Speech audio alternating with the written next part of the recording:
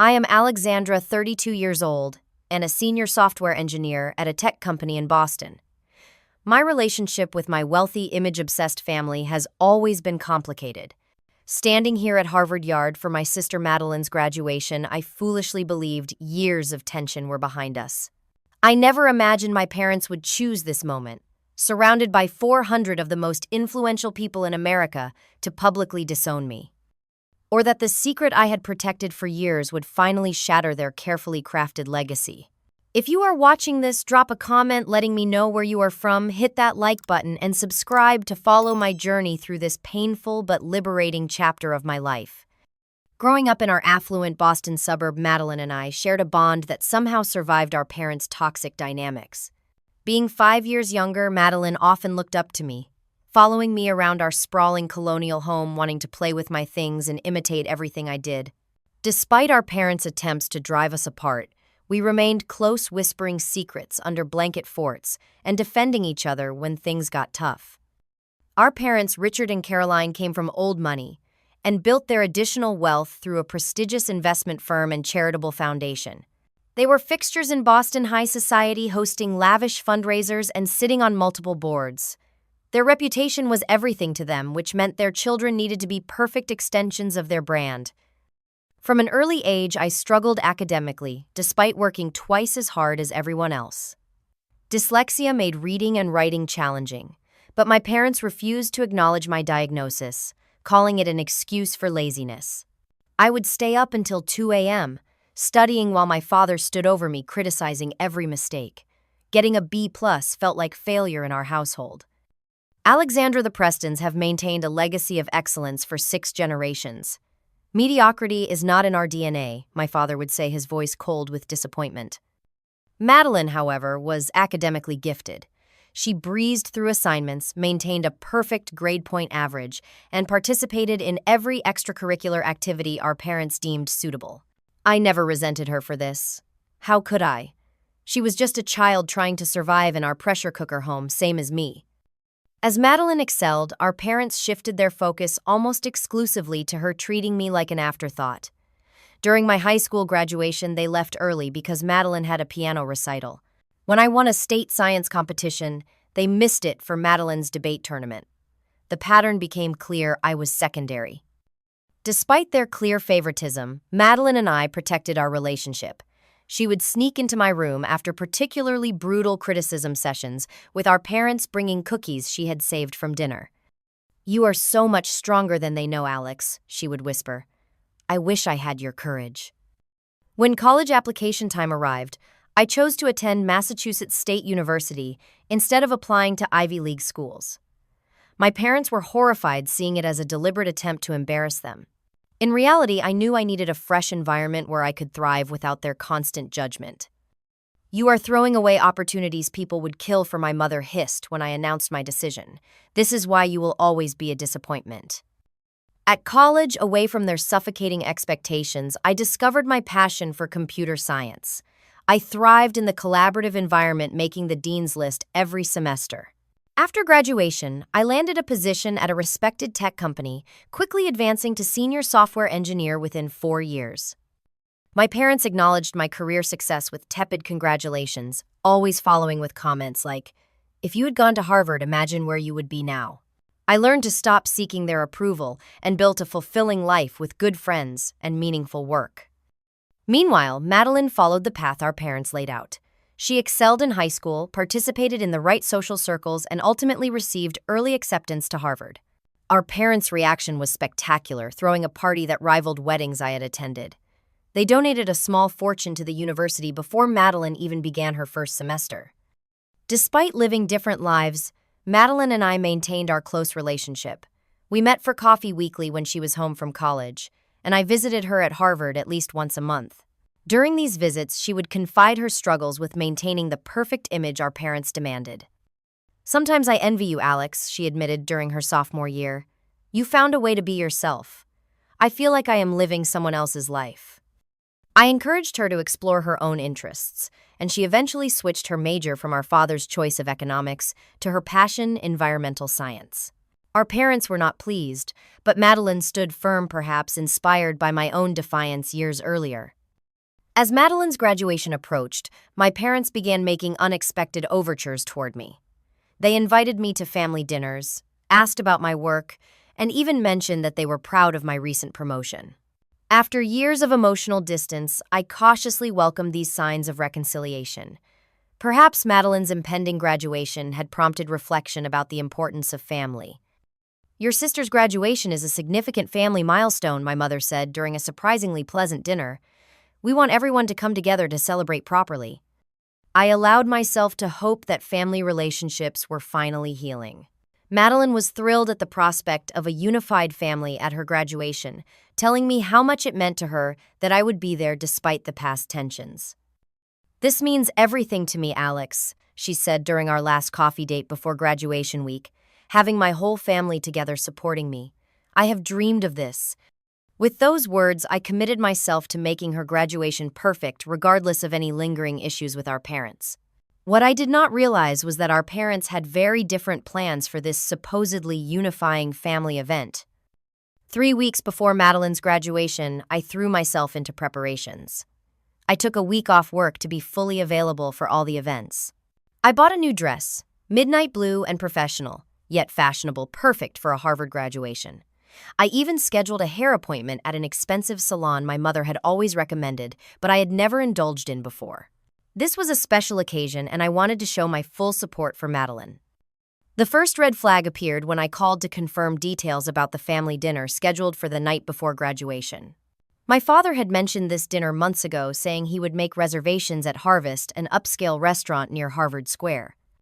"Let me check the reservation details," I said during a phone call with my mother. A pause followed. "Oh, Alexandra, I thought Madeline told you. We decided to keep the dinner small, just the three of us and Madeline. The restaurant had limited space." Harvest was a large restaurant that routinely accommodated parties of 20 or more. A party of 4 versus 5 would make no difference. Still, I swallowed my hurt and accepted the explanation. "Of course, no problem. I can meet you all afterward for drinks, perhaps."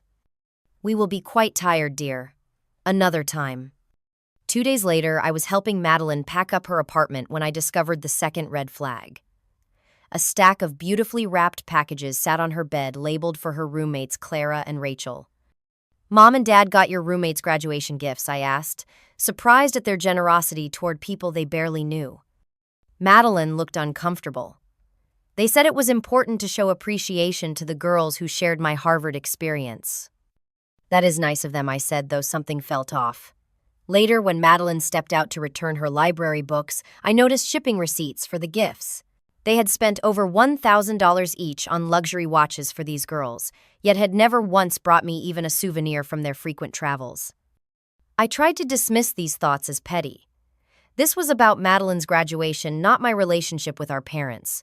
Yet a pattern was emerging that I could not ignore. The third and most concerning red flag appeared when I received an advance copy of the graduation program from Madeline. She had texted me excitedly, "Check page 17, the family acknowledgement section." I flipped to the page and found the Preston family listing. There was my father Richard, mother Caroline, and their daughter Madeline. My name was conspicuously absent, as though I did not exist. I read it 3 times, thinking perhaps there was a printing error. I called Madeline immediately. "The program does not list me as family." "What? That cannot be right. Let me see my copy." I heard pages flipping. "Oh my God, Alex, I am so sorry. Mom and Dad submitted the family information. They must have forgotten to include you." "Forgotten, Madeline? That seems unlikely." Her voice dropped to a whisper. "I will talk to them. This has to be fixed." Later that evening, I received a text from her. "Parents say it is too late to change the program. Printing deadline passed. They say they are sorry for the oversight." An oversight. That word felt like a slap. Adding a daughter's name is not something parents overlook. I decided to confront them directly and drove to their Beacon Hill home unannounced. My mother answered the door, surprise, and something else, perhaps annoyance, flickering across her face. "Alexandra, we were not expecting you." "Clearly," I said, stepping inside without waiting for an invitation. I wanted to discuss the graduation program. My father appeared from his study, martini in hand. What about it? I am not listed as family, Madeline said. You submitted the information. They exchanged a look I could not quite interpret. My mother sighed. It was a simple oversight, Alexandra. These things happen. An oversight? You forgot you have 2 daughters. My father's expression hardened. There is no need for dramatics. The program has already gone to print. Nothing can be done now. You could have submitted a correction. Programs are finalized days before printing. Enough, my father snapped. This constant need for attention is exactly why we. He stopped abruptly. Why you what I pressed? Nothing. We have apologized for the oversight. I suggest you focus on supporting your sister rather than making her graduation about yourself. The conversation ended there, but his unfinished sentence hung in the air. There was something deliberate happening, something they were not telling me. Madeline was caught in the middle trying to mediate while clearly afraid of upsetting our parents. When I told her about the conversation, she sounded distressed. They told me they would fix it, Alex. I am so sorry. Please still come to the graduation. It means everything to me to have you there. How could I refuse her? Despite my growing anxiety about my parents' behavior, I committed to attending for her sake. The next warning came from an unexpected source. Patricia Anderson, my mother's longtime friend from the charity circuit, sent me a cryptic text. Alexandra, call me before the graduation. There are things you should know. When I called, Patricia was hesitant but concerned. Your parents have been saying things. I thought you should be prepared. What kind of things? They have been telling people you might cause a scene at the graduation. That you are jealous of Madeline's success and unstable. She paused. They have asked several board members to be prepared to intervene if necessary. My blood ran cold. Intervene. What does that mean? I do not know exactly, but they seem determined to control the narrative around this graduation. Be careful, Alexandra. 2 days before the graduation, I arrived in Cambridge and checked into the hotel where my parents had supposedly reserved a block of rooms for family. At the front desk, I was told there was no reservation under my name. There must be a mistake, I insisted. It is the Preston family block for Harvard graduation. The clerk checked again.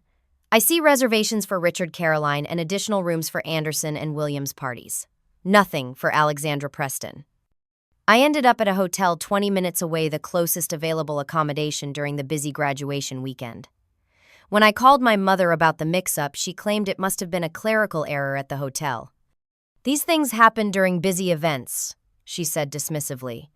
At least you found somewhere to stay. On the eve of graduation, I went to Harvard Square, hoping to accidentally on purpose run into my family at the restaurants and shops. I spotted them at an outdoor cafe, sitting with another couple I recognized as the parents of Madeline's friend Sophia. I approached with a smile, ready to join them. As I neared their table, I overheard my mother mid-sentence, "Just one daughter, really. Alexandra has chosen a different path, one that does not align with our family values." My father nodded solemnly. Sometimes you have to accept that not everyone is meant for success. We focus our energy where it matters now. I froze, then retreated before they saw me. These were not the words of parents who had simply forgotten to include me in a program. This was a deliberate erasure. The question was why and what would happen at tomorrow's graduation. Graduation morning arrived with perfect New England spring weather. Sunshine streamed through my hotel room window as I carefully dressed in my new outfit, applied makeup, and styled my hair. Despite the growing knot of anxiety in my stomach, I was determined to show up for Madeline with dignity. Today is about Madeline, I repeated to myself in the mirror. Not about your issues with mom and dad. I arrived at Harvard Yard 90 minutes early, as instructed in the family information packet Madeline had forwarded me. The historic campus was transformed, with chairs, stages, and flowers for the ceremony. Proud families streamed through the gates, many carrying bouquets and balloons. Following the directions, I made my way to the reserved family seating section near the front. A student volunteer checked names against a list at the entrance. "Preston family," I said confidently. The young man scanned his clipboard. "I have Richard and Caroline Preston plus 2 guests. The Andersons. Your name?" "Alexandra Preston. I am Madeline's sister." He checked again, flipping through multiple pages. "I am sorry there is no Alexandra Preston on the family list. Perhaps there is another seating area for extended family. I am not extended family. I am her sister, her only sibling. The student looked uncomfortable. Let me get my supervisor. An older woman approached, took the clipboard, and reviewed the list. I am sorry, Miss Preston. The seating list was submitted by the parents, and your name is not included. You are welcome to sit in the general admission section. She pointed to an area much farther from the stage. People behind me were growing impatient. With burning cheeks, I thanked her and moved to the general section, finding a seat at the end of a row. From this distance, I would barely be able to see Madeline receive her diploma. I texted Madeline. At ceremony, but not on family seating list. Sitting in general section. 3 dots appeared immediately then. What? I am so sorry. I am lined up with my class and cannot leave. We'll fix this after ceremony. Cannot believe they did this. The graduates began filing in a river of crimson gowns and caps. I spotted Madeline in the procession scanning the crowd anxiously, likely looking for me. I waved, but she did not see me from this distance. My parents arrived 15 minutes before the ceremony, easily finding their reserved seats. A professional photographer followed them, taking pictures as they greeted friends and faculty members. The photographer continued documenting their movements throughout the pre-ceremony activities, clearly hired specifically for this event. As the ceremony progressed through speeches and honorary degrees, I noticed the photographer focused exclusively on my parents and, when visible, Madeline. Even when all parents were asked to stand for recognition, the photographer only captured my parents, as though curating a very specific family narrative. During a brief intermission before the diploma presentation, I walked toward the refreshment area and noticed a display of family photos on a special recognition wall. Prominent families who had donated significantly to Harvard were featured. The Preston family portrait was prominently displayed, showing my parents and Madeline in formal attire. The photo had been taken last Christmas, and I had been in that original picture standing beside Madeline. In this version, I had been digitally removed so perfectly that no one would suspect the alteration. Staring at this doctored image, I felt physically ill. This was not an oversight or a last-minute mistake. This was a calculated erasure that had been planned for months. Alexandra, is that you? I turned to see James Wilson, an old family friend who had known us since childhood. He was now a professor at Harvard Business School. James, good to see you. I tried to sound normal despite my shaking hands. He glanced at the family portrait, then back at me, connecting the dots. I have been hearing some strange things. Your parents have been telling people you had some sort of breakdown and are estranged from the family. I did not believe it knowing you. As you can see, they have been very thorough in removing me from the family narrative.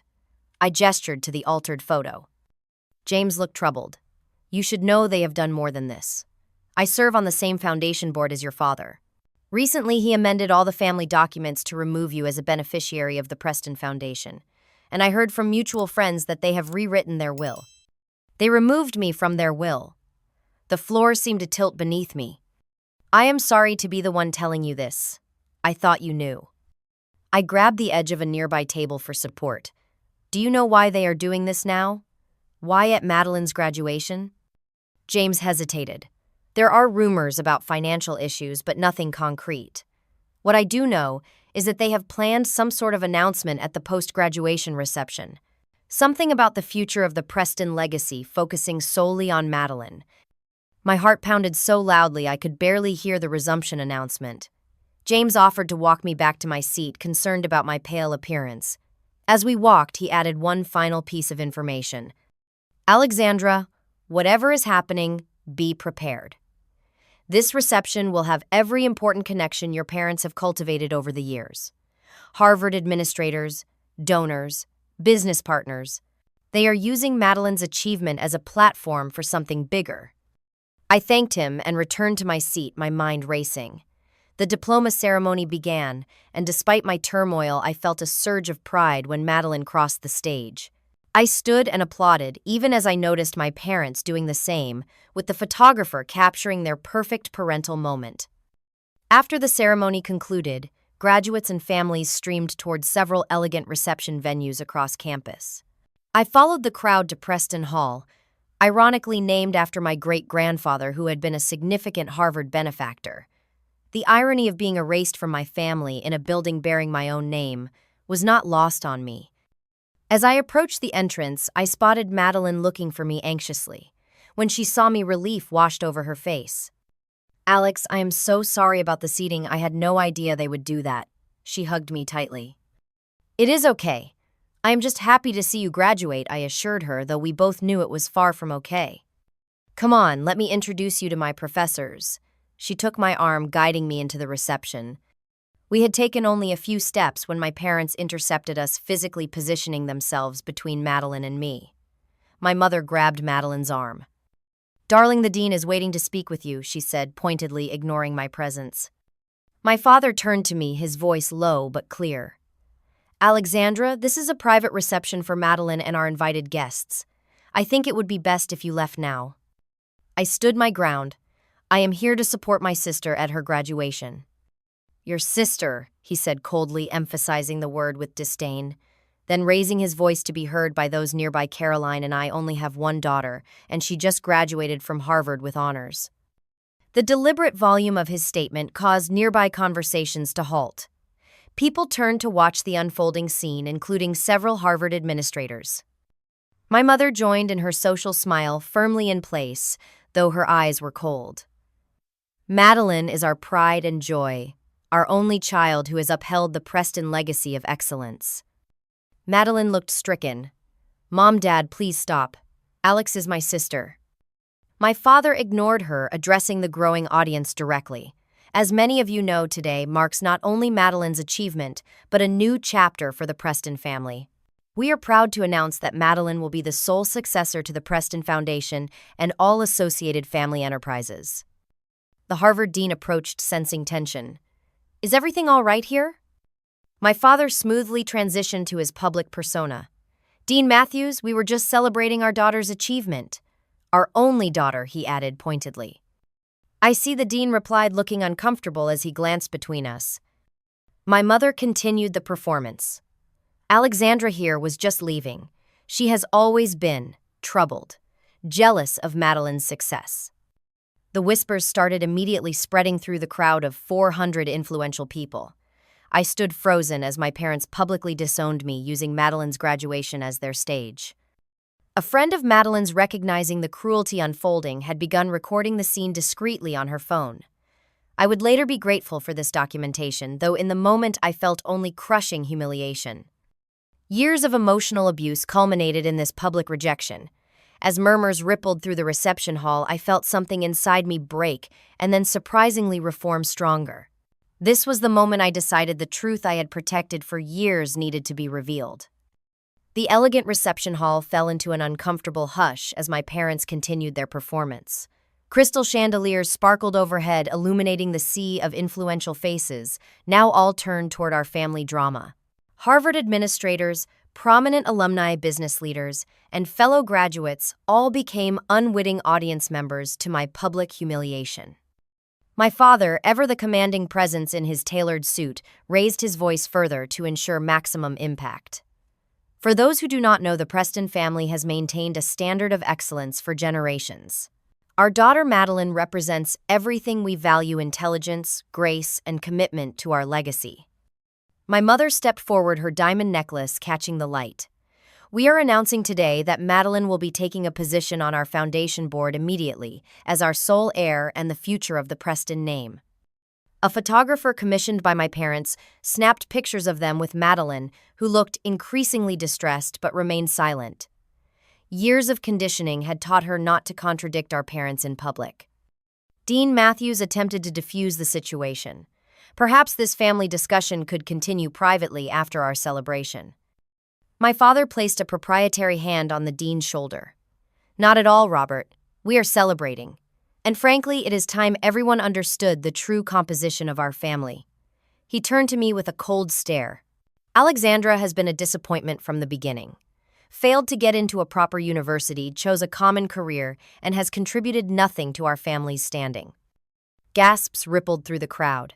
Even in status-conscious circles, this public denunciation of a child crossed lines of basic decency. "That is hardly appropriate," Richard, an older board member, murmured nearby. My mother ignored the comment. We have maintained appearances for years out of propriety, but today marks a new chapter. We are focusing our family resources where they will be properly valued and utilized. She smiled tightly at Madeline, who looked as though she might be ill. I stood paralyzed as my parents systematically dismantled my existence in front of hundreds of witnesses. The room seemed to spin around me, faces blurring as I fought to maintain composure. This was beyond simple favoritism or family tension. This was character assassination, designed to preemptively discredit anything I might say in response. Patricia Anderson, my mother's friend who had warned me, approached with a glass of water. "Are you all right, dear?" she whispered, genuine concern in her eyes. Before I could answer, my father intercepted. "Patricia, come join us for photos with our Harvard graduate." He steered her away with practiced ease, adding loudly, "No need to concern yourself with Alexandra. She has always created drama to attract attention."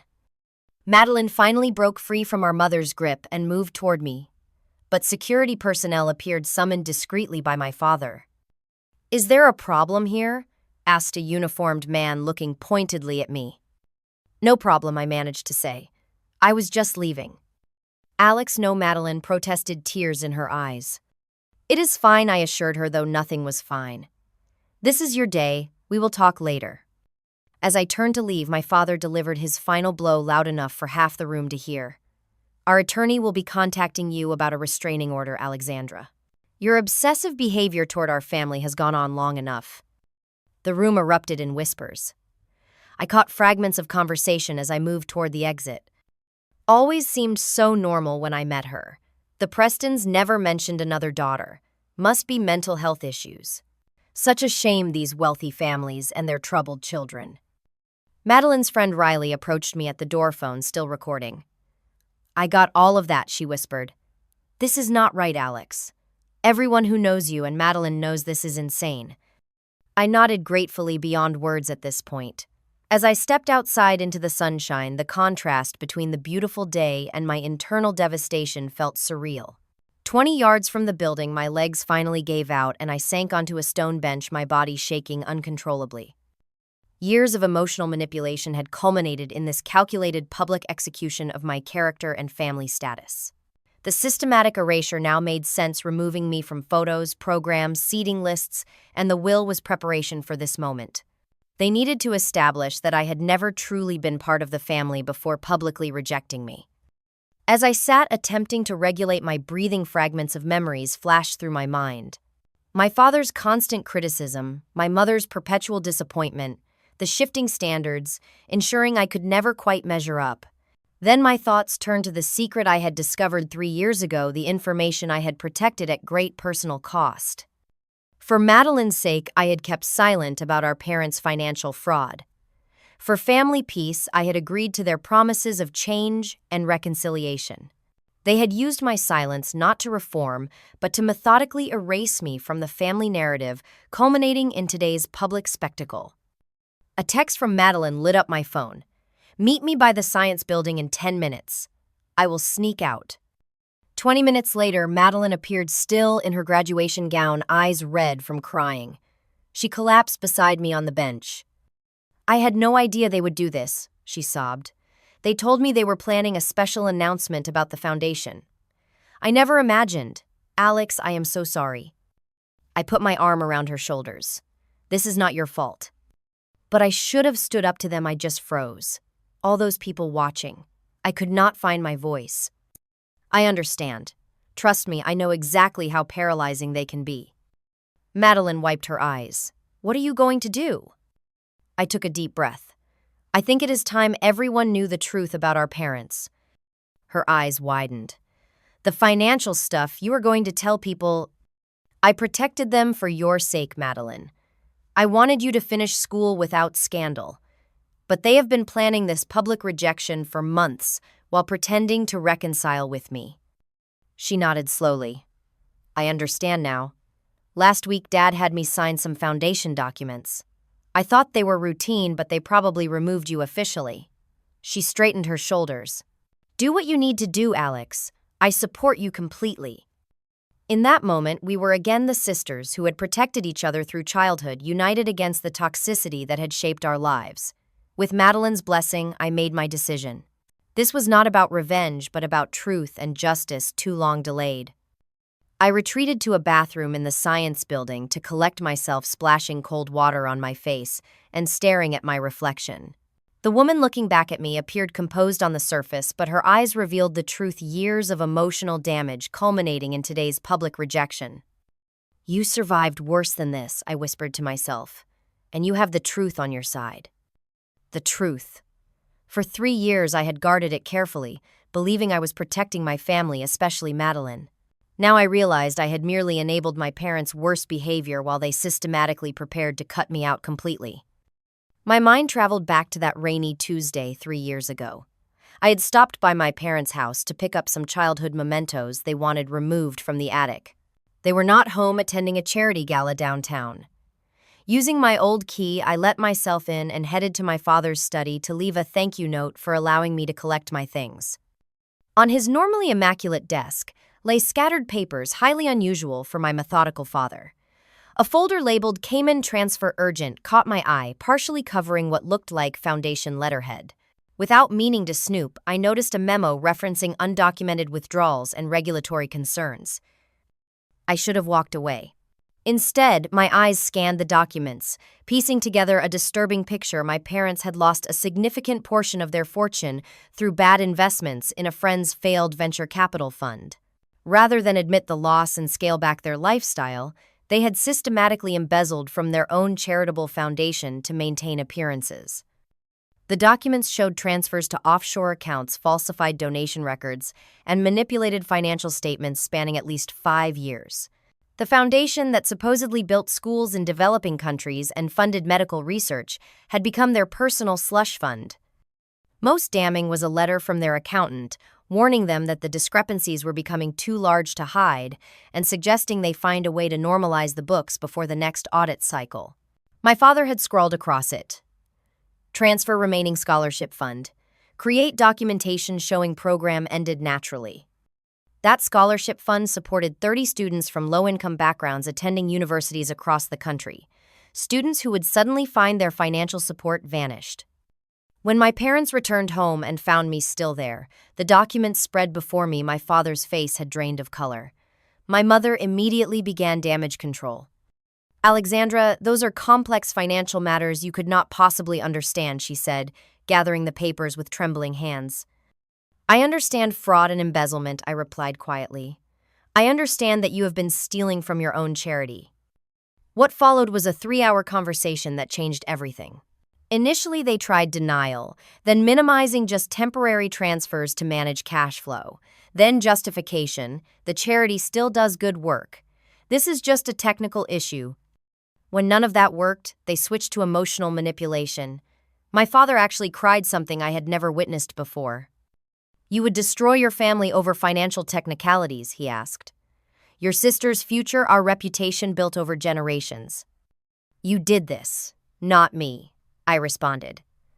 "Those students depending on foundation scholarships, the medical research projects promised funding, the schools half-built and abandoned.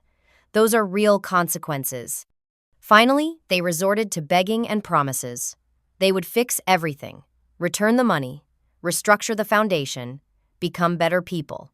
All they needed was time and my silence. "If this becomes public, everything collapses," my mother pleaded. "Think of Madeline. She is just starting at Harvard. A scandal would follow her forever." Madeline, my sister, who had done nothing wrong, who was finally flourishing in an environment that appreciated her intelligence and passion for environmental science. Could I be responsible for tainting her Harvard experience with a family financial scandal? Against my better judgment, I agreed to keep their secret under several conditions. They would gradually return the embezzled funds, maintain the existing scholarship commitments, and seek financial counseling to live within their actual means.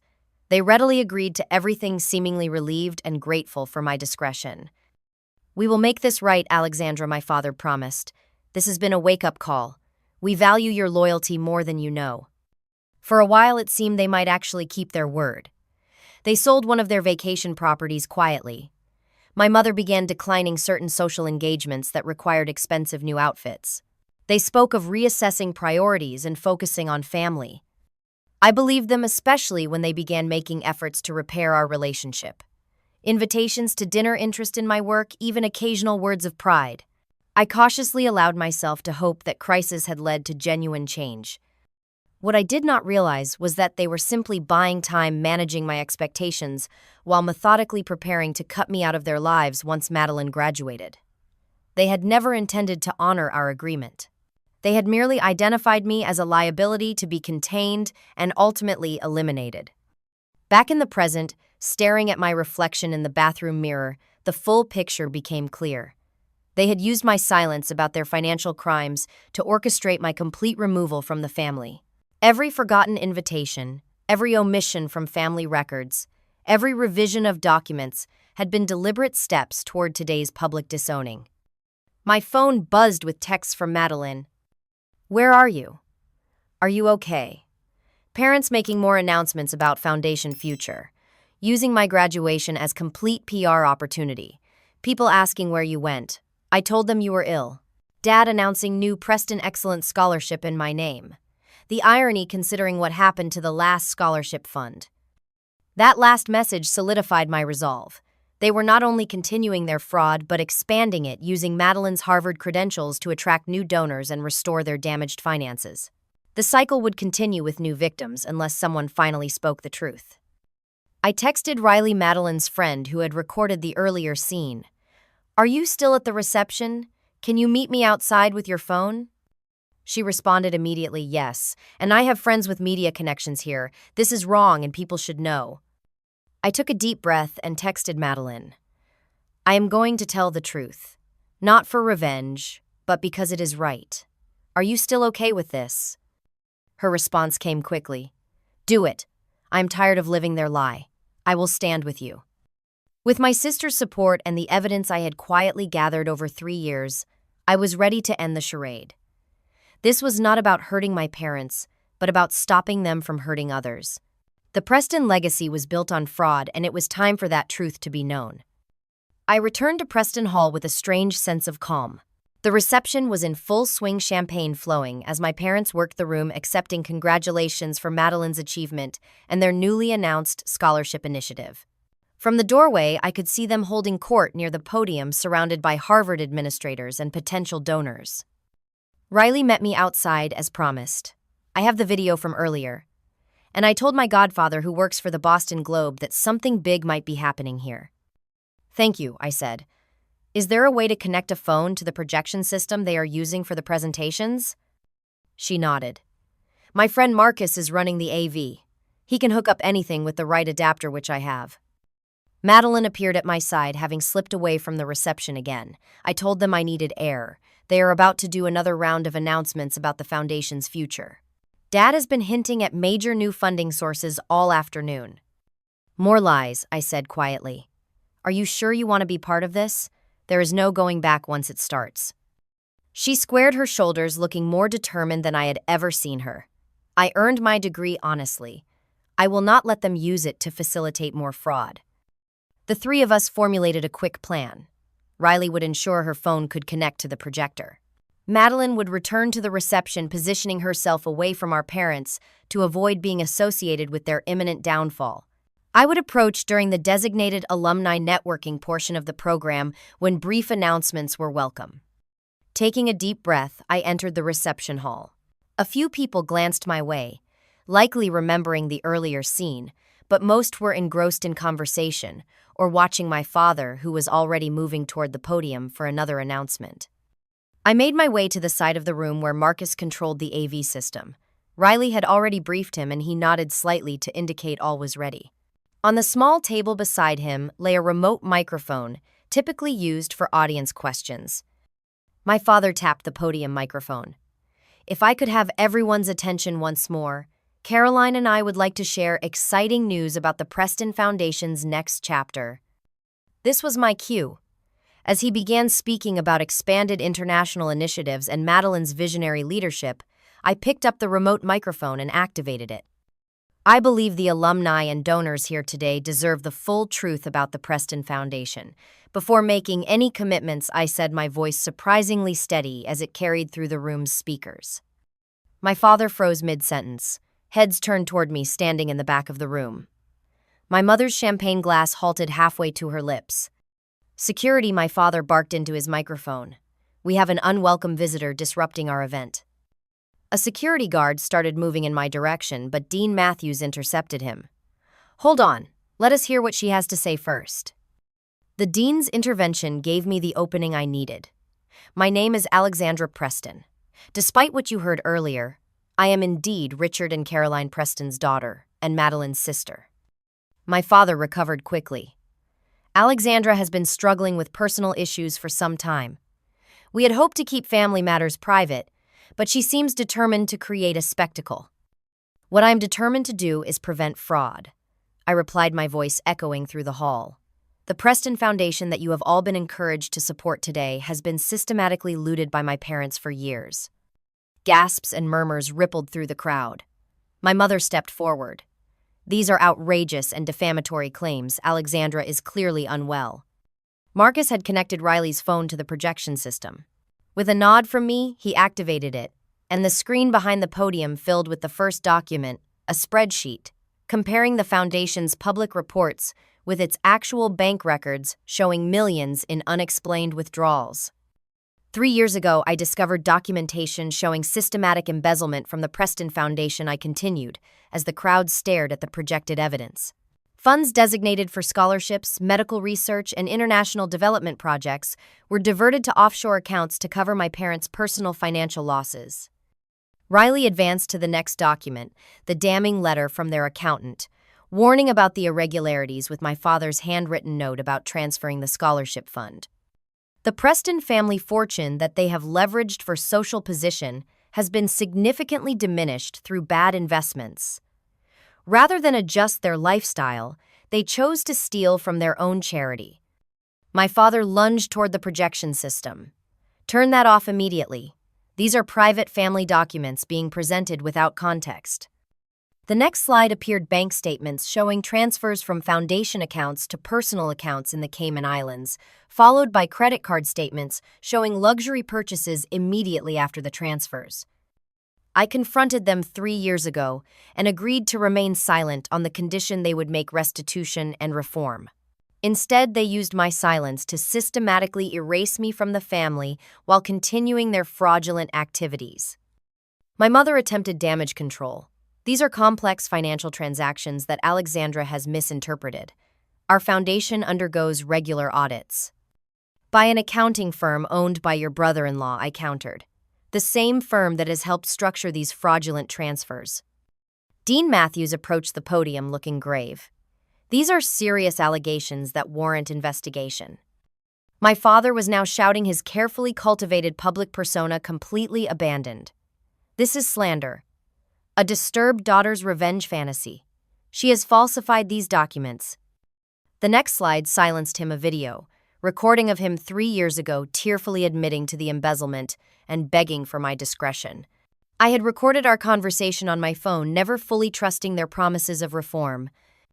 I did not want to be right, I said, as his own voice filled the hall, confessing to temporary misappropriation of funds. I wanted to believe they would change. Instead, they accelerated their fraud while systematically removing me from all family records to discredit me if I ever spoke up. The room had fallen completely silent. Every face showed shock as the evidence mounted on screen. Financial documents recorded conversations, emails between my parents discussing how to manage the Alexandra situation while setting up new foundation initiatives to attract fresh funding. The new scholarship program announced today is built on the same fraudulent foundation. I continued. The money does not exist. It was spent years ago on vacation homes, luxury cars, and maintaining social appearances. An older man stood up from the front row. I am Harold Winters, Harvard's financial oversight officer. We take these allegations extremely seriously, particularly as the university has partnership programs with the Preston Foundation. My parents were now desperately trying to reach the doors, but several security personnel had moved to block the exits, clearly under instructions from university officials. This is a private family matter being grotesquely misrepresented, my mother insisted, her voice shrill with panic. Fraud is not a private family matter, responded Winters, particularly when it involves charitable donations and university partnerships. Madeline chose this moment to step forward, moving to stand beside me. Everything my sister has presented is true. I discovered portions of this myself, but was too afraid to speak up. The Preston Foundation has been operating as a personal bank account, not a charitable organization. Our parents' faces registered the ultimate betrayal, both daughters united against them. My father made one last desperate attempt. Madeline, think about what you are doing, your future, your inheritance. My future will be built on truth, not fraud, she replied, her voice breaking slightly. And I would rather have my sister than an inheritance built on lies. The room erupted in conversation as university officials huddled with security personnel. My parents were escorted to a side room for preliminary discussions with Harvard's legal team and financial officers. Several prominent donors who had written checks earlier were demanding them back.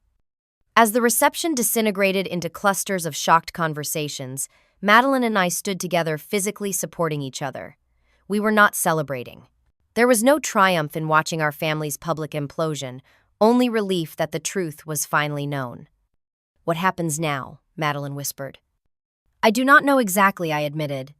But whatever it is, we will face it together. The Preston legacy had indeed shattered, but from its ruins something more valuable emerged: truth, integrity, and the unbreakable bond between sisters who had found their voices at last. The weeks following Madeline's graduation unfolded in a blur of legal meetings, media inquiries, and profound emotional reckoning.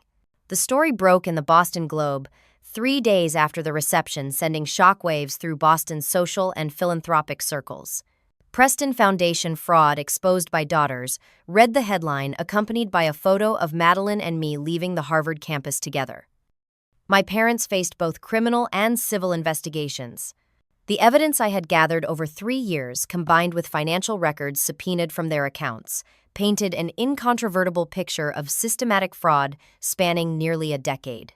They had embezzled over $12 million from their own foundation money, donated by trusting philanthropists for causes that would never see those funds. Their social fall was immediate and absolute. Board positions were rescinded, club memberships revoked, and dinner invitations evaporated overnight. The same elite circle that had witnessed my humiliation now distanced themselves completely from Richard and Caroline Preston, claiming they had always sensed something was off. For Madeline, the aftermath was particularly difficult. What should have been a time of celebration and transition became a period of intense scrutiny and association with scandal. Job offers were withdrawn, and social media buzzed with speculation about her knowledge or involvement. You can stay with me until things settle down, I offered the day after the news broke, as Madeline sat in my apartment surrounded by hastily packed bags. My spare room is small, but it is yours for as long as you need. I never imagined graduating and becoming homeless in the same week, she said, attempting humor, though her eyes remained sad. Not homeless. Just living with your big sister for a while. Living together as adults proved to be healing for both of us. Without our parents' toxic influence, we rediscovered each other and strengthened the bond that had sustained us through childhood. Evening conversations over tea revealed how deeply our parents had manipulated each of us, playing on our individual insecurities and using our love for each other as leverage. They always told me you resented my academic success, Madeline confessed one night, that you would try to sabotage me because you were jealous. And they told me you thought I was an embarrassment to the family, I replied. That you went along with their decision to distance me. We laughed bitterly at how thoroughly we had been manipulated, even as adults who should have known better. The truth was healing, but it also opened old wounds that needed proper care. 2 months after the scandal broke, I started therapy with Dr. Reynolds, a specialist in family trauma. Initially reluctant, I found the process surprisingly liberating. Naming the emotional abuse I had experienced, recognizing patterns of manipulation, and learning that my responses were normal reactions to abnormal treatment helped me begin rebuilding my sense of self. The greatest damage from this type of parenting is to your internal voice, Dr. Reynolds explained. You internalize their criticism until you cannot distinguish between their voice and your own thoughts. Recognizing the critical internal monologue as my parents implanted messaging rather than my own assessment was the first step towards silencing it. Slowly, I began replacing those critical thoughts with more balanced, compassionate self-evaluation. Madeline joined me for several therapy sessions, working through her own guilt at having been the favored child and the complex grief of losing parents who were still alive but forever changed in her understanding. "I feel like I am mourning people who never actually existed," she said during one joint session. "The parents I thought I had were a complete fabrication." 3 months after graduation, Madeline received an unexpected email from Professor Garcia, her environmental science mentor at Harvard. The university had established a special fund for students impacted by financial fraud, and she qualified for a research position studying climate resilience in coastal communities. The role came with a modest stipend and housing allowance, allowing her to move forward professionally despite the scandal. "They did not have to do this," she said, showing me the email. "Most institutions would have just cut ties completely." "Your work deserves recognition regardless of our parents' actions," I replied. "Harvard is showing real integrity here." Inspired by Harvard's approach, I began considering how I might contribute to healing beyond my own family. The students who had lost scholarships when my parents embezzled the funds still weighed heavily on my conscience, even though I had not caused their loss. Using my technology skills and a portion of my savings, I established a small emergency fund for students facing unexpected financial hardship. It was not a foundation or a grand philanthropic gesture, just a practical response to an immediate need. I named it the Second Chance Fund, deliberately avoiding the Preston name entirely. Through a contact at Massachusetts State University, I identified 5 former Preston Foundation scholars who had been forced to leave school when their funding disappeared. Working with university financial aid offices, I provided emergency grants to help them re-enroll or pay down the debt they had accumulated trying to stay in school. This modest effort connected me with other individuals working to reform philanthropic oversight. Together, we developed a transparency platform allowing donors to track their contributions through the entire grant-making process. The project combined my software expertise with my first-hand knowledge of how easily charitable funds could be misappropriated. 6 months after the scandal, my parents accepted a plea deal to avoid a public trial. They received reduced sentences in exchange for full financial disclosure and restitution agreements. My father would serve 4 years in a minimum security facility, my mother 3 years. Their remaining assets were liquidated to repay their victims, leaving them with virtually nothing upon release. Madeline and I discussed whether to visit them before they began their sentences. After much soul-searching, we decided to meet them one last time, not for reconciliation but for closure. The meeting took place in their attorney's office, a neutral space for this final conversation. They looked smaller, somehow diminished, without their designer clothes and social armor. My father's hair had grayed significantly in just 6 months. My mother's hands trembled slightly as she clasped them in her lap. "We wanted to see you before we go away," my mother said, unable to directly reference prison. "We understand you may never forgive us," my father added, his voice lacking its former authority. "But we want you to know we recognize the harm we caused." Their words felt rehearsed, likely coached by their attorneys as part of showing remorse before sentencing. Still, I acknowledged them with a nod. "I did not come for apologies," I said. "I came to tell you that Madeline and I are moving forward with our lives. We will be okay despite everything." "Better than okay," Madeline added. "We have each other. And we have the truth." My father seemed to age years before our eyes. The Preston name meant everything to me. 7 generations of reputation. I could not bear to be the one who lost it all. "You did not lose it through bad investments," I replied calmly. "You lost it through dishonesty and fraud, through choices you made every day for years." They had no response to this simple truth. After a few more minutes of stilted conversation, we said goodbye, likely for the last time. Walking out of that office, I felt neither victory nor revenge, just a quiet certainty that this chapter was finally closing. 1 year after Madeline's graduation, we established a new tradition of spending holidays together rather than attempting to maintain empty family rituals. For Thanksgiving, we invited friends who, like us, were creating chosen families of mutual support and genuine care. Our table included colleagues, neighbors, and others who had experienced family fractures and were building something new from the pieces. Madeline thrived in her research position, eventually securing a permanent role with an environmental nonprofit. I continued developing the transparency platform, which gained attention from major philanthropic organizations seeking to rebuild donor trust. When our parents' sentencing date arrived, Madeline and I attended together, sitting quietly in the back of the courtroom. We were not there to see them punished, but to witness the formal acknowledgement of the truth we had exposed. As they were led away, my mother turned back, once her eyes meeting mine briefly. I saw not anger, but a dawning recognition of all she had sacrificed for appearances. Throughout this journey, I learned that family legacy has nothing to do with money or social position. True legacy lies in the values we live by: daily honesty, integrity, and the courage to stand for truth even when it costs us dearly. Losing my toxic family of origin allowed me to find myself and build connections based on authentic caring rather than obligation or image. Madeline and I continue to heal, some days easier than others. We have created a new kind of family bond, one built on shared experience and mutual respect rather than manipulation and competition. The Preston name may be tarnished beyond repair, but we have discovered that our identities extend far beyond a family name or social position. If you have struggled with toxic family dynamics or felt erased by those who should have cherished, you know that your worth is not determined by their treatment. Building a life of integrity sometimes means walking away from harmful relationships even when society expects you to maintain them at any cost.